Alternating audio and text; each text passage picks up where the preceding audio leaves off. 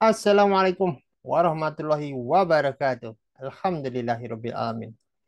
Bapak, Ibu, dan rekan-rekan sekalian, terima kasih atas kehadirannya di forum ini. Inilah forum presentasi kami, sebuah produk baru, sebuah produk yang sebenarnya lama tapi kami launching ulang gitu. Jadi kami adalah Nazah, Nasi Soka Academy, sebuah lembaga pemberdayaan masyarakat di bawah Yayasan Zuhara Kasim Hasan atau Yayasan Zokah. Kami punya dua divisi. Satu divisi adalah rumah belajar Zokah. Kalau di sana sifatnya belajar, belajar apapun, memviralkan ilmu. Yang kedua adalah lembaga yang berbasis akademi. Jadi di sini kegiatan kami lebih banyak memberikan pelatihan dan kami bisa memberikan sertifikasi kalau di sini, kalau di sertifikat atau sertifikasi ya. Kalau di Rumbes lebih banyak kegiatannya belajar, belajar dan berbagi. Nah, hari ini kami di Nazah sedang mempromosikan satu produk yang dibuat dalam rangka memberi kesempatan pada seluruh umat Islam, terutama mereka yang saat ini menghadapi tantangan perekonomian karena PHK maupun karena bisnisnya terpaksa tutup ya karena kondisi. Dan kami menawarkan sebuah program berkelas, artinya di luar menjadi trainer NLP adalah sebuah kemewahan karena NLP dijual sangat mahal di sana gitu, dan seharusnya Indonesia juga seperti itu. Dan kami saat ini sedang ingin mencetak 1.000 profesional trainer NLP, dimulai dari trainer NLP yang basisnya adalah online karena ini lebih mudah dijangkau.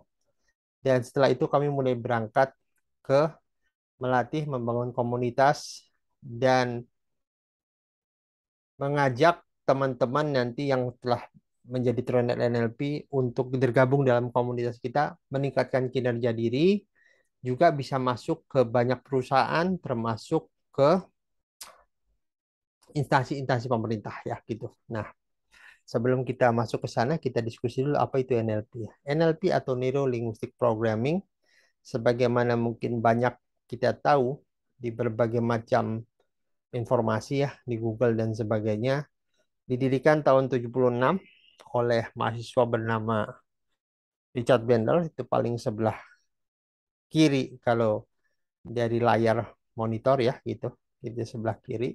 Beliau masih mahasiswa waktu itu. Dia mahasiswa psikologi yang menyukai matematik gitu. Dan dia memodel para terapis Virginia Satir, Milton Erickson dan sebagainya. Dia adalah mahasiswa Santa Cruz, California ya gitu. Dan ketika sudah memodel, mendapatkan melakukan hal yang sama pada orang dan ternyata punya dampak yang sama. Kemudian akhirnya dia ngajak seorang profesor linguistik, John Grinder, sebelahnya itu. John Grinder, dan menceritakan apa yang dia lakukan. John Grinder tertarik, kemudian dia mengatakan, terangkan sama saya, Bandler, apa yang kamu lakukan, nanti saya terangkan apa yang sedang terjadi. Karena background beliau adalah profesor linguistik. Dan yang menarik adalah kedua orang itu akhirnya terus menelusuri, memodel terapis-terapis terkenal. Milton Erickson, Virginia Satir, Fritz Perls, dan banyak terapis. Dan hasil kerja dia, kemudian mereka membuat namanya Focus Discussion Group. Jadi di kampus itu mereka membuat Focus Discussion Group, merumuskan teknik-teknik terapi. Dan akhirnya terbentuklah sebuah teknik yang bernama NLP, Neuro Linguistic Programming gitu.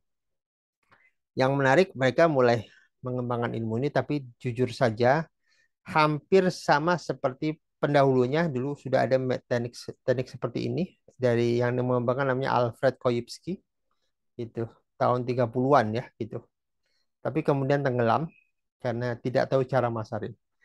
Baru kemudian John Grinder mempunyai murid namanya Anthony Robin. Dia belajar NLP karena Anthony Robin ini dulunya adalah asisten dari Jim Rohn, seorang pembicara terkenal, dan kemudian jadi gak pembicara. Kemudian dia di zaman Bill Clinton, Bill Clinton termasuk orang yang sangat fokus pada pengembangan sumber daya manusia karena menghadapi dunia Amerika yang pada saat itu kondisi ekonominya tidak menguntungkan. Maka kata dia kunci kemenangannya ada di manusia. Akhirnya dia tahu ilmu NLP dari Anthony Robbins dan dia belajar Anthony Robbins dengan Anthony Robbins dan ujungnya NLP jadi terkenal ke dunia sejak itu di tahun 90-an ya. Sejak itu terkenal ke dunia dan akhirnya banyak para presiden dunia belajar tentang ilmu NLP gitu. Dan yang menarik adalah biasa manusia seiring dengan perkembangan zaman ilmu NLP sangat terkenal dan akhirnya timbullah perdebatan di antara para founder ya, termasuk Richard Bandler dan John Grinder. Pada ujungnya mereka memperebutkan hak cipta dan menariknya adalah hakim memutuskan tidak ada satupun yang berhak memegang hak cipta karena nama NLP sama seperti nama hipnosis sudah terlanjur berkembang dan tidak bisa diklaim sebagai hak cipta.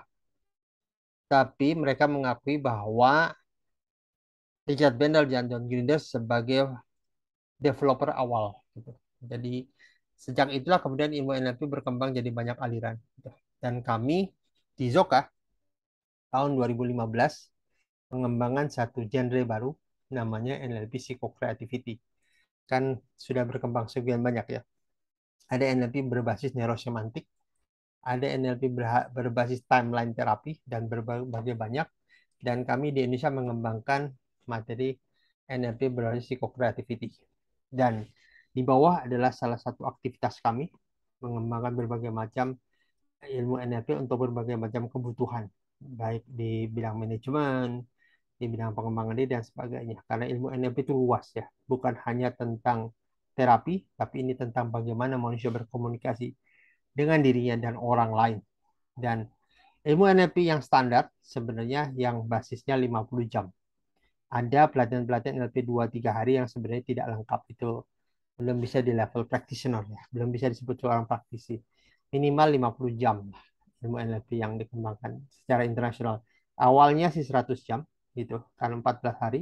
Kemudian di squeeze, dipendekkan menjadi hanya 50 jam dan itu dianggap cukup manusia gitu, memahami itu. Jadi kalau kurang dari itu sangat tidak mungkin menjadi seorang praktisi NLP.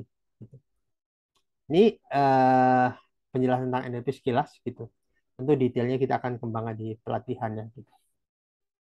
Nah, sekarang bicara NLP, apa itu NLP sebenarnya? Nah, Bapak Ibu pahami, manusia itu mendapatkan merespon itu berdasarkan data yang dia saring dari luar. Data masuk dari luar difilter oleh kita karena data itu banyak 2 juta bit per detik gitu. Dan karena saking banyaknya kita memfilter data itu. Kemudian diproses dalam pikiran dan ujungnya adalah behavior atau output. Output itu respon. Jadi kalau Bapak Ibu sedih, bahagia,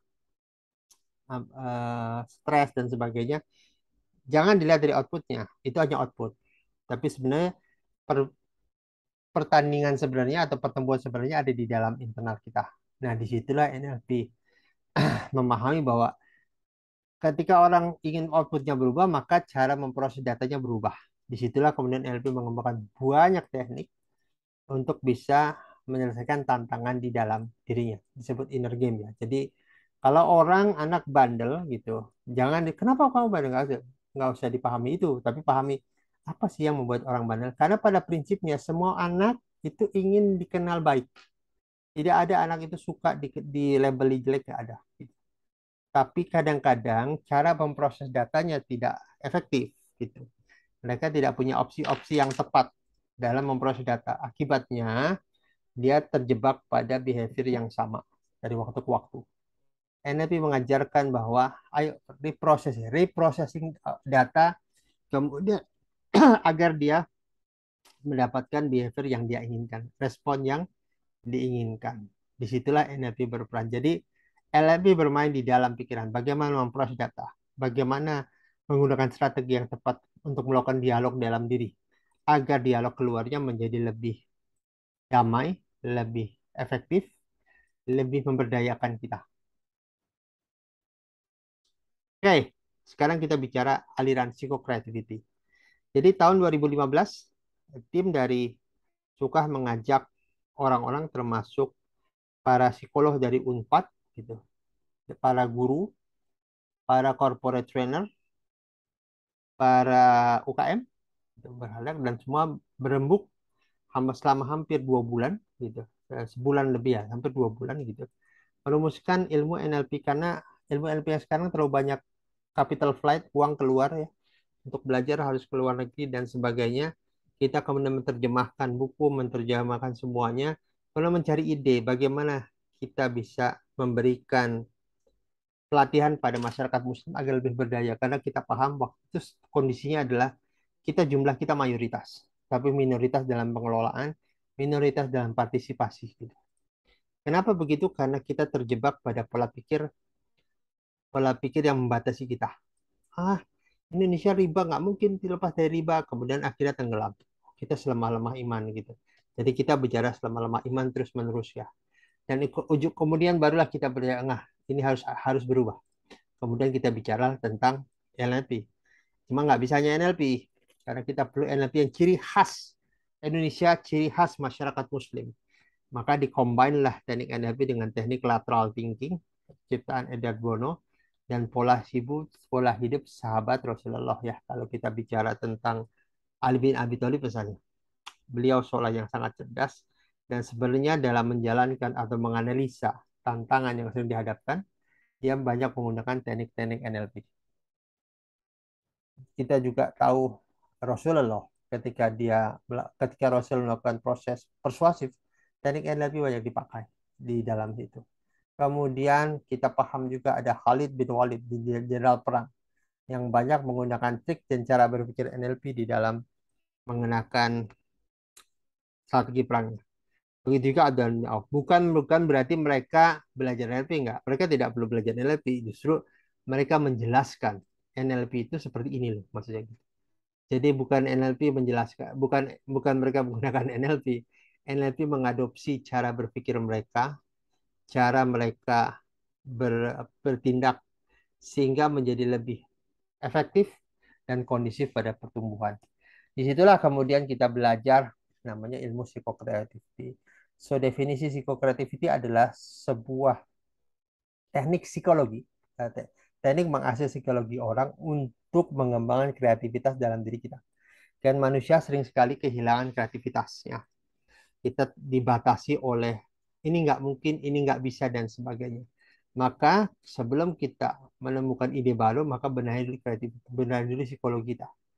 Jadi kalau orang psikologinya beres, psikologinya tenang, maka dia bisa mengakses kreativitas di dalam dirinya. Bukankah kita ketika bahagia kita lebih mudah kreatif menjalankan apapun? Sehingga namanya disebut dengan psikokreativity. Jadi sebuah teknik kreativitas yang dihasilkan dari psikologi yang kreatif gitu.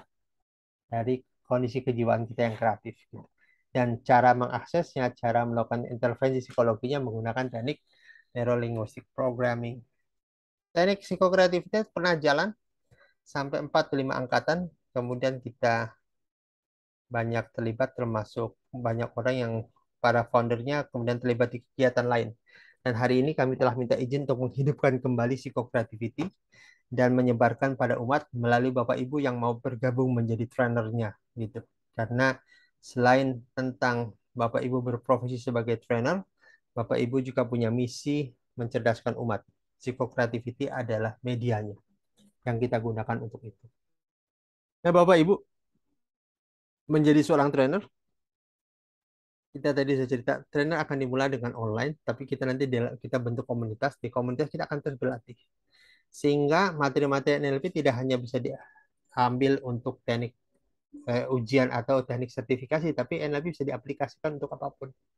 Dan ketika Bapak Ibu menjadi trainer, Bapak Ibu bisa ngisi di hotel, di luar kota, di pantai, di pegunungan, dan lain sebagainya. Dan indahnya menjadi trainer adalah kita bisa pergi kemana-mana, tapi dibayar secara profesional. Jadi perginya berjalan-jalan, tapi kegiatannya bisa dibayar oleh orang lain, dan kita masih dibayar juga untuk itu. Jadi having fun kita gitu sebagai trainer, dan itu dilatih melalui kegiatan yang kita lakukan berulang-ulang gitu. Nah, apa yang mau kita kejar di sini, Bapak Ibu? Jadi, Bapak Ibu nanti akan diajak menjadi trainer NLP. Nah, selaku trainer NLP, PNLP ya, psikokreatif NLP. Selaku psikokreatif NLP, Bapak Ibu mengajarkan 25 modul pembelajaran lewat online. Dan berharap Bapak Ibu terus terus membuka kelas, mengajarkan orang, membuka kelas, mengajarkan orang. Dan ini menjadi satu penghasilan bagi Bapak Ibu sambil Bapak Ibu mengasah bagaimana memberikan pembelajaran secara offline. Nah, setelah itu kita akan buat komunitas, Bapak. Di komunitas lah, itulah kemudian kita nanti akan belajar bagaimana mengadakan pelatihan secara offline. Selain untuk memperdalam online. Nah, Bapak Ibu akan ngisi pelatihan online. Kemudian nanti ada royalti dari Nasizoka Academy. Jadi Bapak Ibu mengisi ujiannya nanti di NASA, ujiannya di NASA Nasizoka Academy. Itu nanti ada royalti fee untuk NASA dan NASA gunakan untuk kegiatan kemanusiaan. Jadi inilah kegiatan yang sebenarnya basisnya adalah sosial, tapi bisa menjadi profesi komersial bagi Bapak Ibu. Karena Bapak Ibu ngadain pelatihan, nanti tinggal ada royalti dari NASA, mungkin peserta Bapak Ibu nanti ikut ujian dari NASA, dan kemudian mendapatkan certified selaku NLP, PNLP practitioner. Di psikokreativity hanya ada satu level, namanya psikokreativity practitioner. Kemudian nanti bila ingin melanjutkan, Bapak Ibu bisa ngambil kelas coaching, menjadi seorang coach gitu. Nah, untuk menjadi trainer tidak sembarangan nanti setelah sesi ini gitu, karena nanti akan diseleksi lebih ketat. Jadi setelah angkatan berikutnya, kita biasanya akan mulai dengan angkatan di Jabodetabek. Setelah itu kita merangkak ke non Jabodetabek, kemudian sudah selesai, kita memastikan teman-teman yang sudah ikut pelatihan bisa berprofesi sebagai trainer dan menghasilkan uang bagi dirinya, menghasilkan pendapatan bagi dirinya, agar dia bisa hidup dari situ. Sambil itu kita kemudian berjalan, berlatih bersama, meningkatkan keterampilan, dan ujungnya Bapak Ibu menjadi profesional trainer di dalam komunitas kita. Jadi nanti kita mungkin akan sering berkunjung ke perusahaan, adain roadshow dan sebagainya. Setelah Bapak Ibu mengajarkan menjadi profesi dalam secara online education. Dan berapa pelatihan sebenarnya di luar? Pelatihan LP di luar itu sekarang 15 sampai 22 juta. Tapi kalau online kita nanti akan buat 1 sampai 1,5 juta minimal ya gitu. Jadi Bapak Ibu boleh jual di atas itu. Dan termasuk murah sekali gitu. Karena di Indonesia yang paling murah itu ada 3,5 juta. Itu pun pelatihannya hanya 2 hari. Sebenarnya standar kita adalah 50 jam atau 7 hari kalau offline ya. Gitu. Dengan cara ini, teman-teman, Bapak Ibu dan semua yang ikut pelatihan jadi trainer bisa memberdayakan dirinya dan bisa bersaing dengan dunia industri lain dan bisa menghasilkan pendapatan bagi diri. Itu adalah tujuan kita, karena tujuan kita saat ini adalah mencetak orang-orang yang di PHK, yang belum ada kerjaan, bisa menghasilkan profesi berkelas. Setelah itu kita buat komunitas, dalam komunitas kita akan banyak diskusi. Ya, bagaimana mengorganisasikan sebuah workshop, bagaimana mengontak klien dan sebagainya, agar kita sama-sama bisa saling cover dan saling mengajarkan, saling menumbuhkan satu sama lain. Dan itulah seharusnya seorang muslim bersama komunitas lain membentuk kekuatan.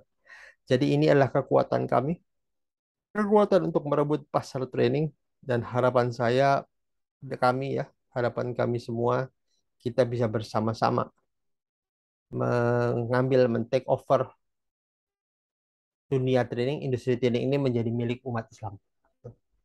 Baik, itu presentasi kami. So, silahkan mendaftar untuk teman-teman yang mendapatkan video ini, dan sampai ketemu di pelatihan, dan kita akan terus mengadakan pelatihan yang sifatnya online ya, kurang lebih kita akan 1 bulan bertemu secara online untuk menyelesaikan seluruh materi psikokreativity agar Bapak Ibu bisa mengajarkan ulang pada masyarakat lain. Baik, segitu saja dari kami. Mohon maaf tidak salah, dan yuk gabung, rubah hidup kita, rubah nasib kita, agar kita sama-sama makmur, memakmurkan diri, tumbuh dan menumbuhkan bersama. Sekian dari kami, mohon maaf bila ada salah. Assalamualaikum warahmatullahi wabarakatuh.